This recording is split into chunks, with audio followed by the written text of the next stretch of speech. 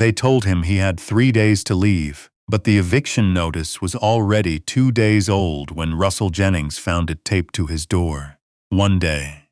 That was all he had left before the county marshal would come with a padlock and a clipboard, and 67 years of living would be reduced to whatever fit inside a canvas bag. But a forgotten piece of land, a dog who refused to quit, and a handful of strangers would rewrite everything Russell thought he knew about starting over. Before we get into this story, drop a comment and tell me where you're listening from today. I'd love to know. The morning sun over Ridgeline, Colorado, sat low and pale behind a wall of gray clouds that hadn't moved in days.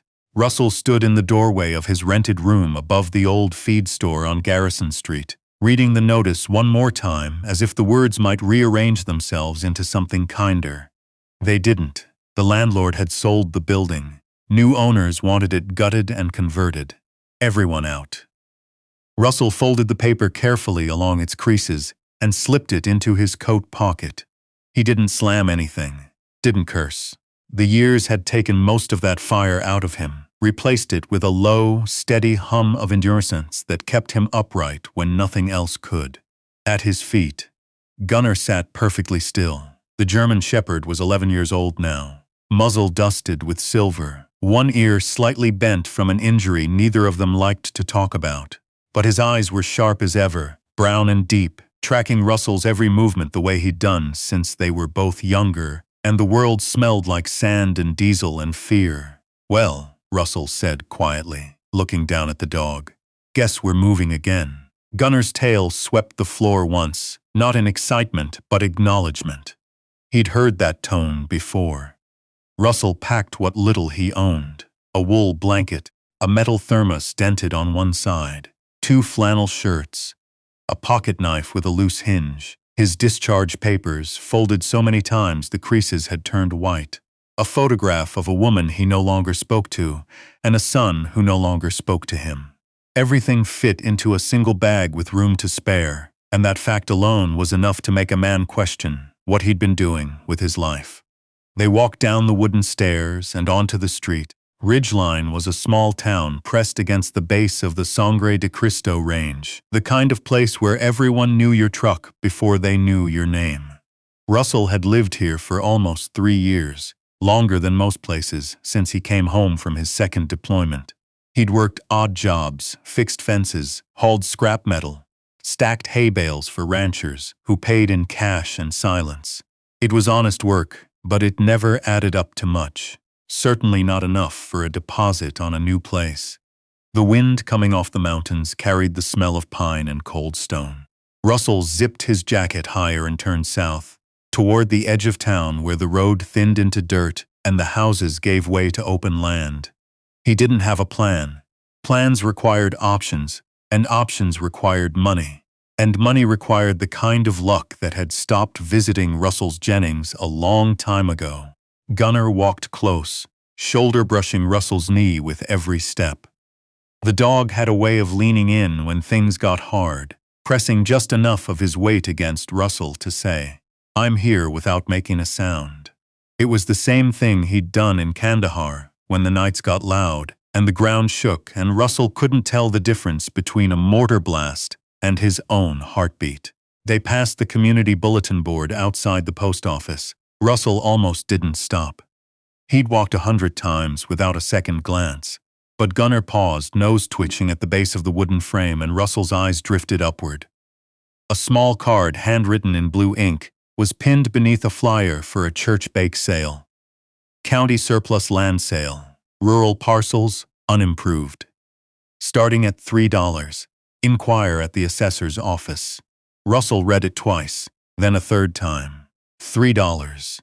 He had $41 in his pocket, which was also every dollar he had in the world. Gunnar looked up at him, ears forward, head tilted slightly to the left. "Don't get your hopes up," Russell muttered. $3 for land means there's something wrong with the land. But he tore the card from the board and put it in his pocket next to the eviction notice. 2 pieces of paper, one that closed a door, one that might just barely crack open a window. The assessor's office was a single room inside the county building that smelled like old carpet and toner ink. A woman behind the desk, mid-50s, glasses on a chain around her neck, looked up when Russell walked in with a dog at his heel. "Can I help you?" Russell placed the card on the counter. "I'd like to know about this." She examined it like someone inspecting a coupon they suspected was expired. "Surplus parcels.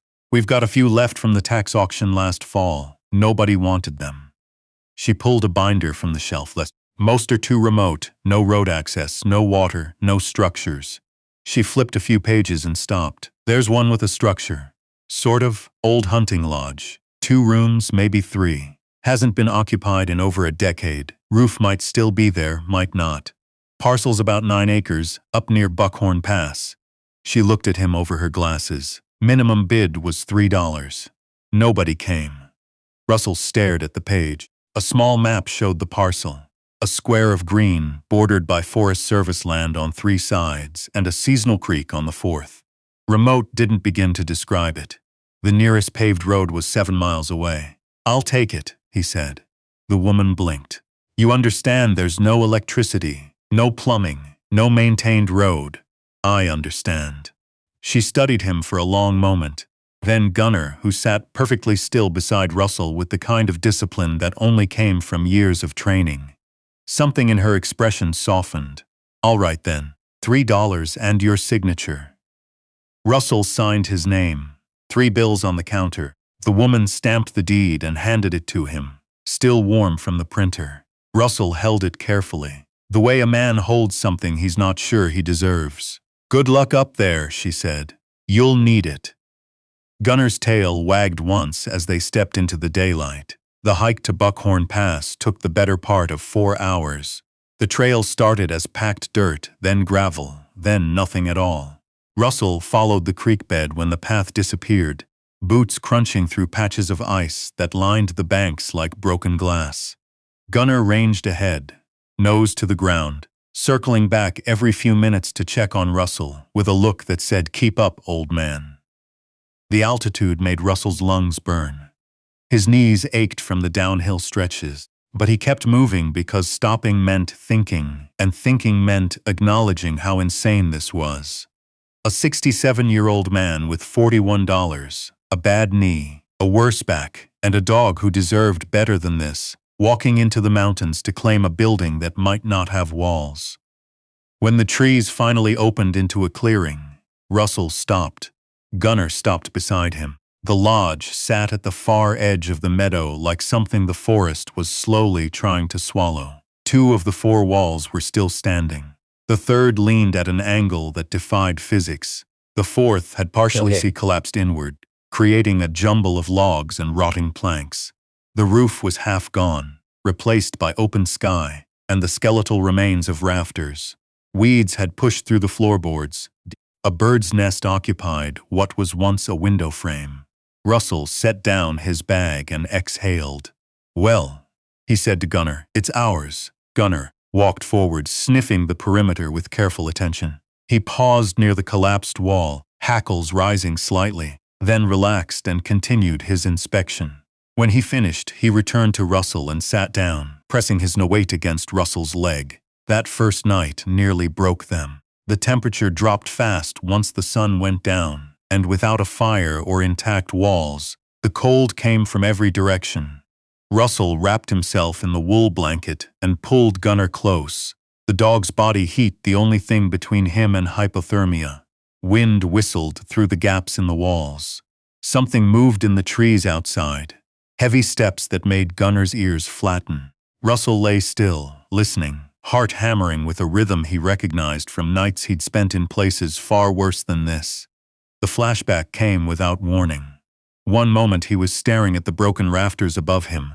The next he was somewhere else entirely. Heat instead of cold, sand instead of pine needles. The crack of gunfire replaced the snap of branches.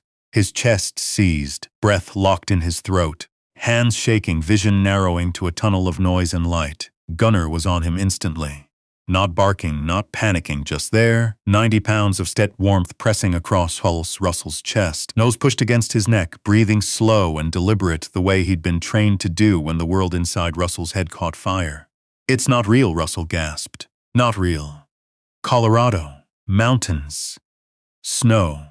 Gunnar licked his jaw. Slow, patient. It took several minutes for Russell's breathing to even out. When it did, he lay there in the dark with one hand buried in Gunnar's fur and the other pressed flat against the cold floorboards, grounding himself in the present. "Thank you," he whispered. "Every time. Every single time." Morning arrived, gray and bitter. Russell's joints screamed as he stood. Gunnar stretched beside him, favoring his back legs the way older dogs do when the cold settles into their hips.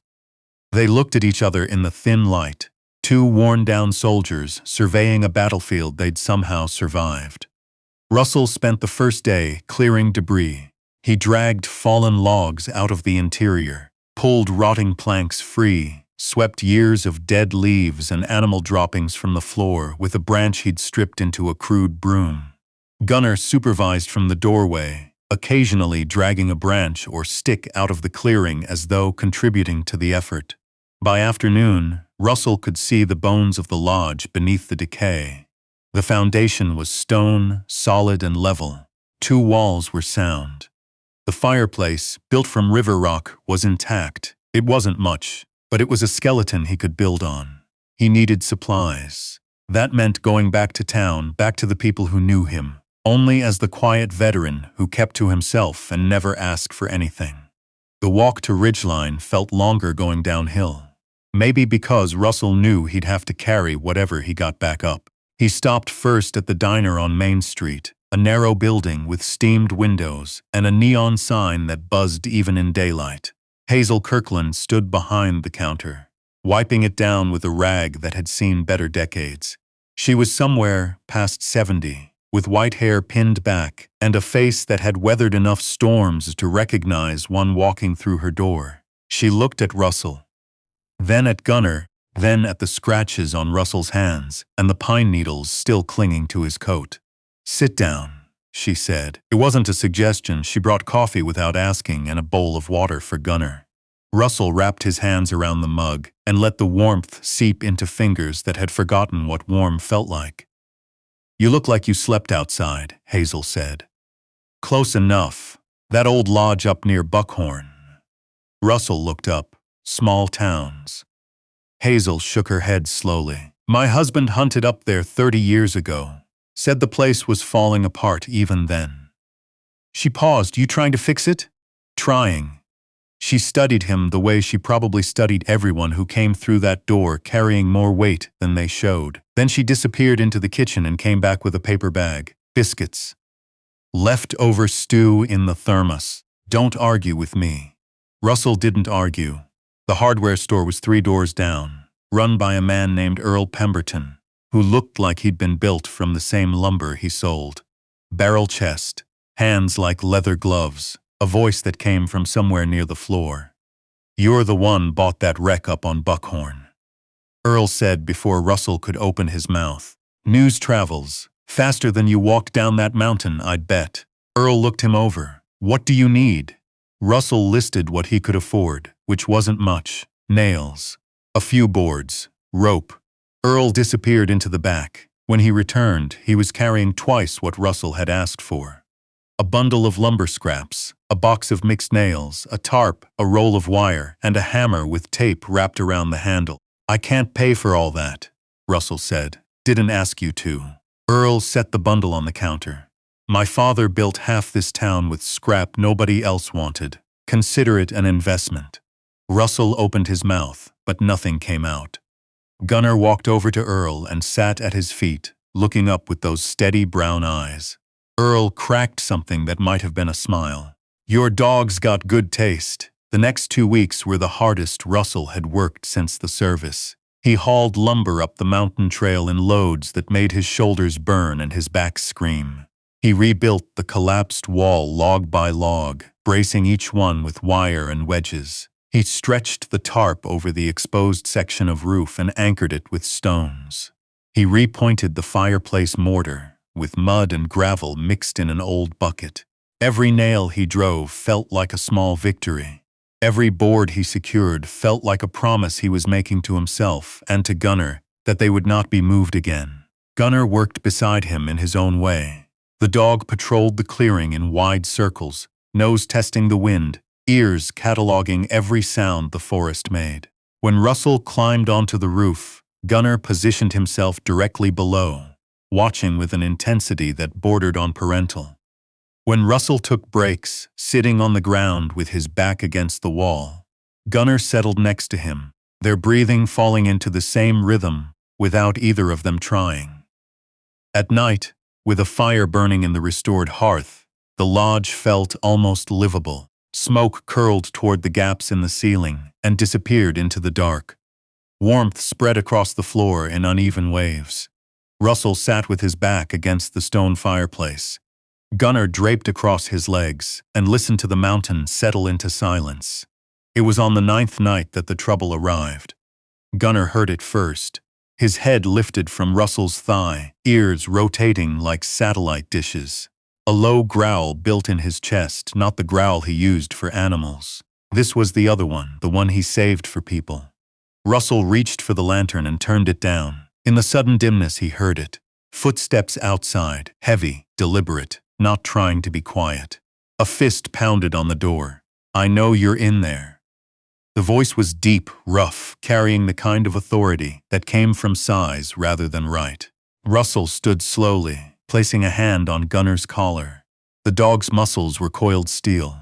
Russell opened the door. The man on the porch was broad, mid-40s, with a thick neck and a hunting jacket that cost more than everything Russell owned combined. Behind him, a four-wheeler idled in the clearing, headlights cutting through the dark. "Name's Wade Tully," the man said. "This is my hunting ground. Has been for 15 years. This is my property," Russell said, evenly. "Deeds in my name." Tully stepped closer. Gunnar's growl deepened. "I don't care what a piece of paper says. I've run dogs through these woods since before you showed up. County had no business selling this land. Take it up with the county." Tully's eyes dropped to Gunnar, then back to Russell. Something calculated moved behind his expression. "You're making a mistake, old man. These mountains aren't kind to people who don't belong."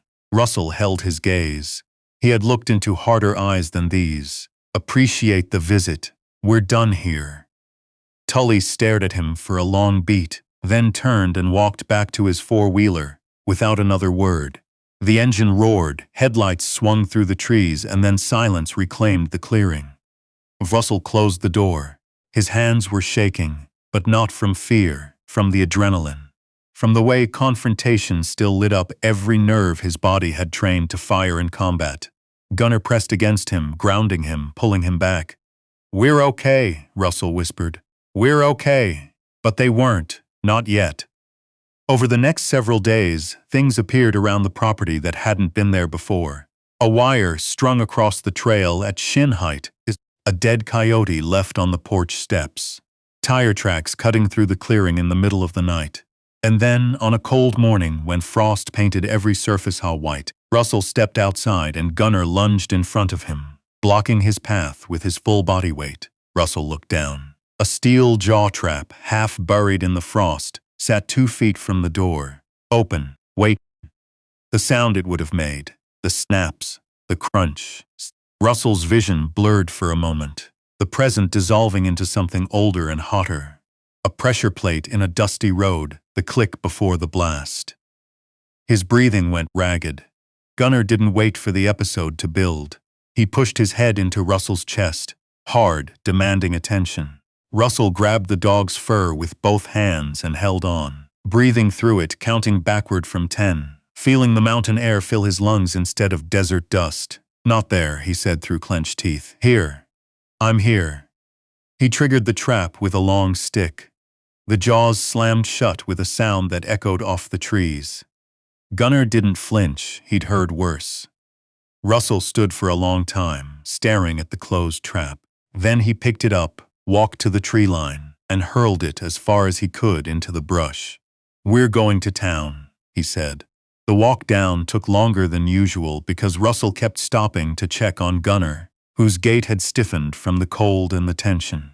The dog moved with quiet determination, the way he always did, refusing to show weakness even when his body argued otherwise. Hazel saw them first.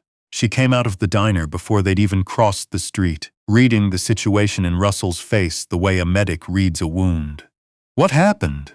Russell told her, simply, directly, without dramatizing. He'd learned long ago that facts spoke louder than emotion. Hazel's jaw tightened. "You wait here." Within an hour, Russell found himself in Sheriff Connors's office. The sheriff was a tall woman in her 50s with steady hands and a reputation for not tolerating nonsense. She listened, took notes, asked precise questions. "Tully's been a problem before," she said. "Thinks these mountains answer to him. But booby-trapping someone's property is a felony." She closed her notebook. "I'll handle it." When Russell stepped outside, something unexpected was waiting. Earl Pemberton leaned against his truck with a load of real lumber in the bed, not scraps this time. Beside him stood two men Russell had never met, both holding tool belts. "Heard you could use a hand," Earl said, as though offering to help rebuild a veteran's home was no more remarkable than lending a cup of sugar. Russell opened his mouth, closed it, opened it again. "I didn't ask for help."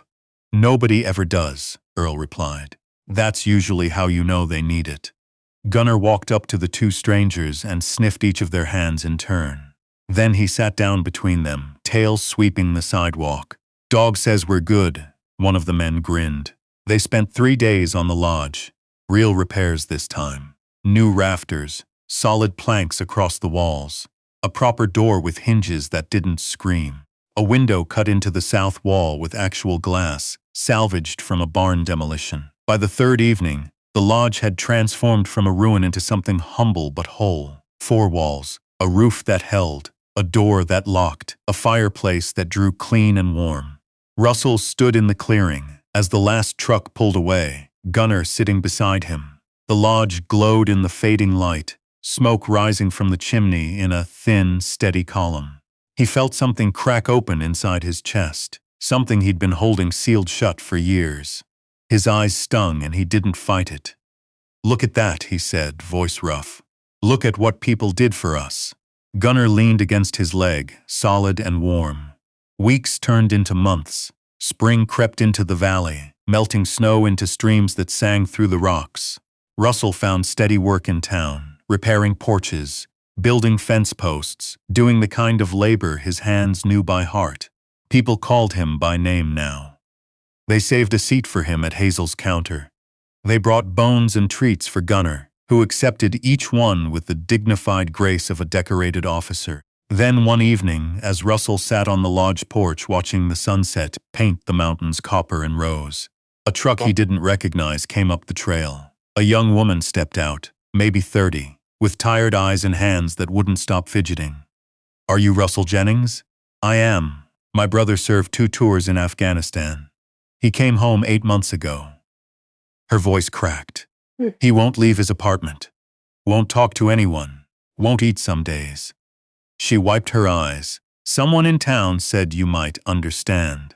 Russell looked at Gunnar. The dog looked back, ears forward waiting. "Bring him up here," Russell said, "whenever he's ready." She brought him the following week.